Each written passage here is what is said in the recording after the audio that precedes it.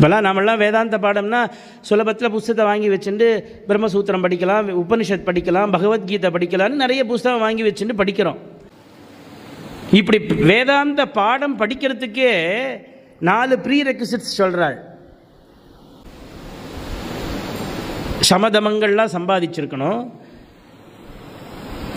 இகலோகம் பரலோகத்தில் இருக்கக்கூடிய சுகத்தை எல்லாத்தையும் தியாகம் பண்ணக்கூடிய வைராக்கியம் இருக்கணும், எது உண்மை எது பொய்ன்னு விவேச்சனம் பண்ணி டிஸ்டிங்கிஷ் பண்ணி பிரித்து பார்க்கக்கூடிய புத்தி இருக்கணும், நித்யாநித்திய வஸ்து விவேகா, இகாமுத்திரார்த்த பலபோக விராகா, விராகம்னா வைராக்கியம், இந்த லோகத்தில் இருக்கக்கூடிய அனுபவங்கள் பரலோகத்தில் கிடைக்கக்கூடிய சொர்க்காதி அனுபவங்கள் எல்லாத்திலேருந்தும் வைராக்கியம் இருக்கணும், வேண்டாங்கிற எண்ணம் இருக்கணும். சமதமாதி ஷட்க சம்பத்து, சமதம திதிக்ஷா உபரதி ஸ்ரத்தா சமாதானம்னு சொல்லக்கூடிய 6 விஷயங்கள் சொல்கிறார். இந்த 6ம் சம்பாதிச்சிருக்கணும். அதில் சமம்னா மனசை அடக்கிறது, தமம்னு சொன்னால் 5 புலன்களை பஞ்சேந்திரியங்களை அடக்கிறது, சமம் தமம். உபரதி எல்லாத்துலேருந்தும் அடங்கி ஒடுங்கி இருக்கிறது. திதிக்ஷா பொறுமை, நேற்றுக்கே பார்த்தோம், திதிக்ஷா பொறுமை.